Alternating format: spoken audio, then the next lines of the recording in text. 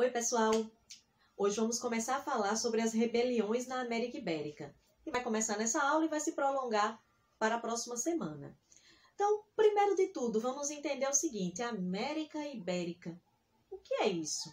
A América Ibérica foram as regiões invadidas e conquistadas por Portugal e Espanha na América. Por isso, a América Ibérica. Essas regiões mantinham a relação de colônia, metrópole com Portugal e Espanha. Como assim? Portugal, no caso do Brasil, por exemplo, na região que deu origem ao Brasil, Portugal era a metrópole e o Brasil era colônia. O Brasil explorado, o Portugal explorador. Brasil não poderia comercializar, nem era Brasil, né? Não tinha esse nome Brasil, mas não podia comercializar com outras regiões, só podia comercializar com Portugal. Não podia fabricar seus próprios produtos manufaturados, tinha que comprar de Portugal e a preços altíssimos. Só que aí, com o tempo, a colônia foi se desenvolvendo e foi reivindicando outras coisas. E quanto mais a colônia se desenvolvia, mais a metrópole aumentava o seu controle, na tentativa de manter essa relação de dominação. Outra coisa, aqui na América, aqui no Brasil especificamente, não haviam universidades. E a elite colonial, querendo que seus filhos crescessem, avançassem, mandaram seus filhos estudarem na Europa, porque eles tinham dinheiro para pagar os estudos, né, que era muito caro.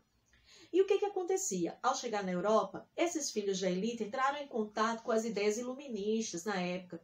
E as ideias iluministas, se vocês lembrarem direitinho, questionavam o poder do rei, essa centralização total, propunham uma revisão desse antigo regime. E aí eles voltam para a colônia com essas ideias do iluminismo que eles aprenderam na Europa e passam a questionar o poder da metrópole.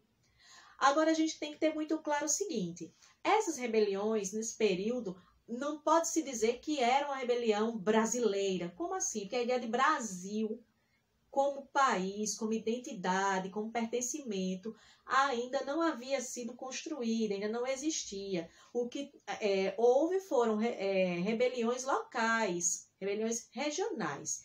E hoje nós vamos ficar com a região das Minas Gerais, com as rebeliões que ocorreram na região das Minas Gerais.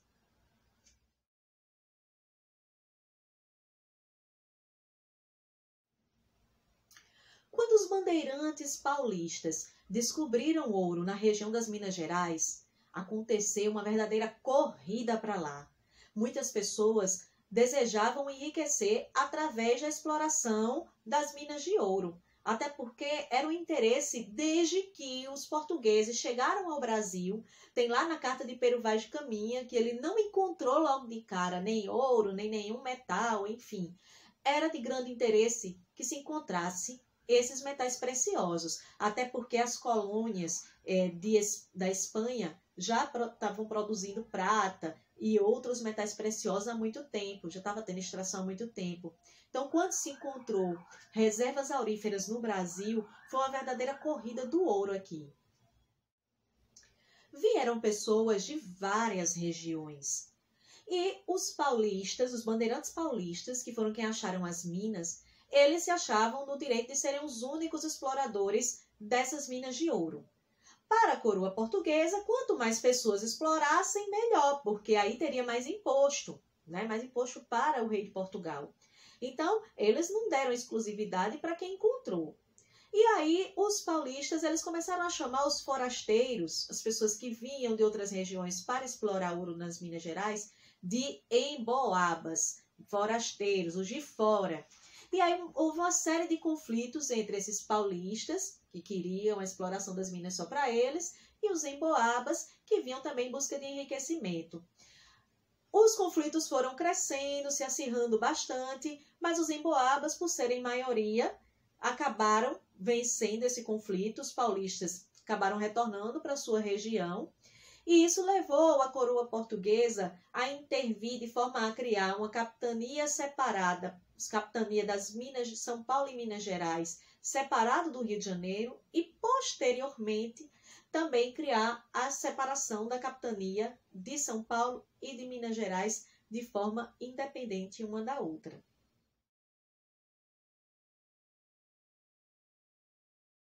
Posteriormente à Guerra dos Emboabas, também na região das Minas Gerais, ocorreu no ano de 1720 a revolta de Filipe dos Santos, ou Revolta de Vila Rica.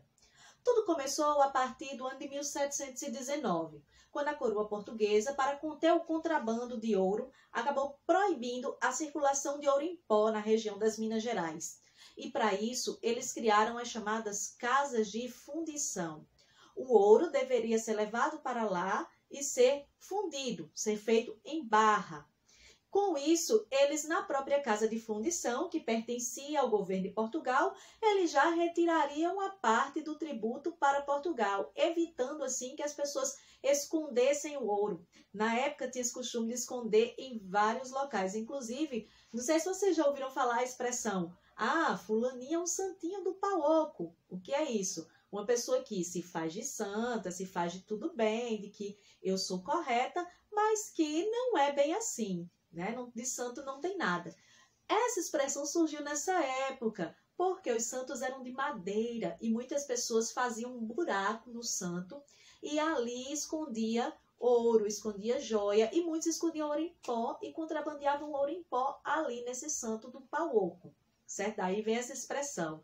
Então, para evitar esse contrabando que se dava das mais diversas formas, inclusive no santo do pau oco, a coroa portuguesa acabou criando essas casas de fundição. Só que isso gerou uma insatisfação nos moradores e nos mineradores de Vila Rica. E eles, revoltados com isso, se dirigem à casa do governador, o conde de Assumar, e exigem que as casas de fundição sejam extintas, dentre outras medidas. O governador foi pego de surpresa. Ele não estava preparado para aquele tanto de gente na porta dele. E aí, o que ele faz? Ele promete que vai acabar com as casas de fundição, que vai reduzir impostos, promete tudo que as pessoas estão pedindo. E aí, as pessoas retornam para suas casas. Quando a situação estava controlada, o governador, o que ele faz? Ele reúne suas tropas e ataca os revoltosos. Invade casa, prende, queima a casa de vários deles. E a pessoa que tinha tido mais destaque nesse movimento, que foi o Filipe dos Santos, daí o nome, um dos nomes conhecidos, Revolta de Filipe dos Santos, ele é preso e ele é executado para servir de exemplo. Ele é enforcado e em seguida tem seu corpo esquartejado. As casas de fundição foram mantidas e os interesses da metrópole foram assegurados.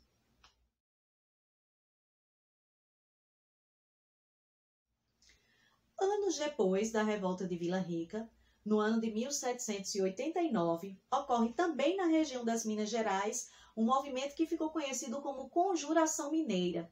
E também foi uma forma dos colonos de mostrar sua insatisfação diante da exploração da metrópole. O que aconteceu? A partir da segunda metade do século XVIII, as jazidas de ouro começaram a se esgotar, porque ouro ele não é renovável.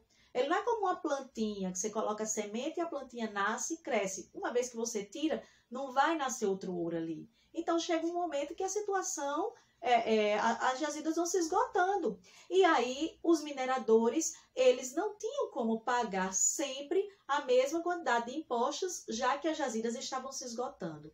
Por sua vez, a coroa portuguesa, suspeitando que se estava tendo contrabando, que não estava se esgotando coisa nenhuma, eles aumentam ainda mais a fiscalização e a cobrança de impostos, instituindo a chamada derrama, que seria o quê? Uma data em que todos os impostos atrasados seriam cobrados, e se não, o que os mineradores tivessem não completasse a quantidade das 100 arrobas anuais, que era a quantidade de imposto que eles deviam pagar, os seus bens pessoais deveriam ser confiscados. Isso causou grande satisfação, essa possibilidade dessa derrama. E, além disso, por um decreto da Rainha de Portugal, da Maria I, estava proibido manufatura no Brasil. Então, Os colonos não podiam fabricar tecidos, não podiam fabricar sabão. Gente, olha só, sabão. Tudo eles tinham que comprar de Portugal e comprava a preços caríssimos. Isso também causava grande revolta.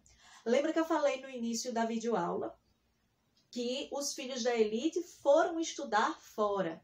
Então, esses filhos dessa elite mineira, eles tinham ido estudar fora, tiveram contato com as ideias iluministas e passaram a, inspirados por essa ideia, conspirar contra a coroa portuguesa. Eles também tinham grande inspiração no movimento de independência dos Estados Unidos, que a gente também já estudou esse assunto.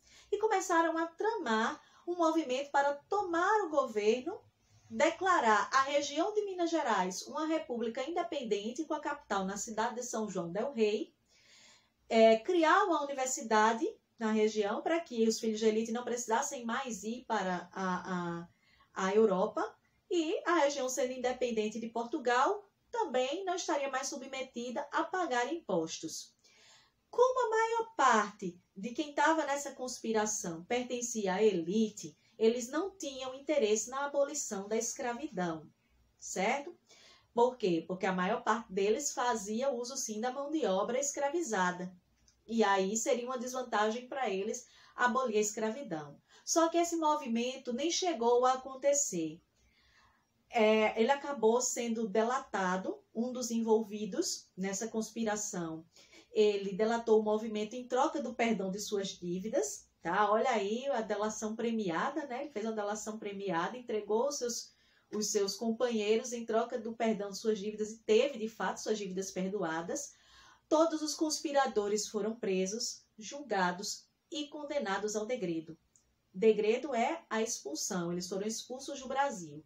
Apenas um foi condenado à morte para servir de exemplo, que foi Joaquim José da Silva Xavier, o famoso Tiradentes, que acabou sendo enforcado no dia 21 de abril de 1792, e esse dia é feriado justamente em celebração à memória do Tiradentes. Só que, veja bem, essa memória só acaba sendo... Então, por hoje é só, e até a próxima aula. Tchau, tchau!